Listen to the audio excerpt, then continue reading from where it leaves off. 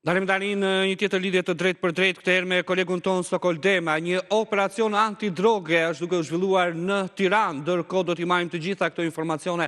në këtë lidhje të drejtë për drejtë. Përshëndetje Sokol, sa urdhër arreste janë lëshuar nga policia e kryeqytetit dhe konkretisht në cilat zona të Tiranës është shtrirë ky operacion? Po Nertil, përshëndetje, bëhet fjalë për një operacion i cili po finalizohet edhe në momentet që flasim nga ana e policisë së Tiranës, më konkretisht antidroga, e cila ka hetuar për disa muaj pra sa i përket të shpërndarësve pra të lëndëve narkotike në kryeqytet, kryesisht në për lokale dhe zona që tradicionalisht kanë qenë pra të fokusuar në shitjen e dozave të lëndëve narkotike, qoftë të kanabisit, por sidomos edhe të lëndëve të tjera të kokainës. Bëhet fjalë për një operacion fakt i cili ka nisur që në orët e para pra të mëngjesit, teksa janë dhënë apo me urdhër të prokurorisë janë firmosur rreth 30 urdhër arreste, të cilat po ekzekutohen pra në mënyrë të plotë. Theksojmë që bëhet fjalë për një operacion i cili ka lindur nga hetimet që janë kryer pra më herët për grupe të ndryshme kriminale të trafikut të lëndëve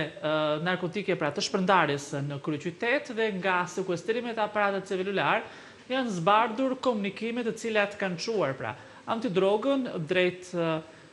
zbulimit pra të personave të cilët janë marrë me këtë punë. Normalisht për kryerjen në mënyrë të plotë të hetimeve apo për sigurimin e provave pra për të bindur prokurorinë për dhënien e urdhër arresteve janë bërë edhe blerje të simuluara të cilët kanë rënë pra në kurth këta persona që kanë patur pra fokusin kryesisht në zonat të ndryshme të Tiranës, nuk përjashtohet patjetër zonat e bllokut, por edhe për qark, ku normalisht kanë edhe fokusin kryesor. Deri në momentet që flasim, mbetet e paqartë numri i urdhër arresteve të ekzekutuara, apo sa i përket lëndëve narkotike që mund të jenë kapur, por gjithsesi besoj që pak më vonë do të kemi një qasje më të plotë pra të rezultateve të plota të këtij operacioni pra të nisur që prej orëve të para të mëngjesit. Në cila ka informacionet deri tani Sokol, në cilat zona shpërndaheshin, për shembull, më herët ju keni raportuar që shpërndaheshin edhe pranë shkollave, por sidomos në lokalet e natës. Po, në fakt, epiqendra kryesore e operacioneve që kryen në tërësi pra antidroga e Tiranës, sa i përket shpërndarjeve të lëndëve narkotike, është pikërisht pranë lokaleve ku tradicionalisht pra bëhet një gjë e tillë, por edhe në afërsi të shkollave, pasi në vitet e fundit tendenca ka qenë për të afruar pra pranë shkollave për të rekrutuar kryesisht edhe të rinj pra në afërsi dhe duke rrezikuar në mënyrë drejt për drejt pra edhe adoleshentët. Patjetër që kaq mund të bëhet në drejtimin e shpërndarjes, patjetër që janë kryer një numër i konsiderueshëm operacionesh me shumë të arrestuar dhe fenomeni patjetër vijon të jetë i niveleve të larta. Megjithatë, her pas here, pra gjetja e provave për zhbërjen e një fenomeni të tillë ka qenë e vazhdueshme. Sigurisht, arrestimi i disa personave, qoftë në rastin konkret të 30 prej tyre, në një farë mënyre i heq pra nga rruga 30 persona kontingjent të cilët rekrutojnë her pas here, pasi mund thuhet që fenomeni do të vijojë të ekzistojë, por tendenca pra për ta goditur ato her pas here, patjetër që nuk e lë rehat dhe në këtë kuptim i shërben në të mirë pra edhe qoftë moshave të reja, por qoftë edhe goditjes atyre lokaleve ku përgjithsisht janë ato të natës që kanë patur pra ndoshta si një biznes të dytë dhe bashkëpunimi që kemi parë herët e kaluara mes administratorëve të lokaleve të tillë apo punonjësve të lokaleve të tillë, ka qenë i ngushtë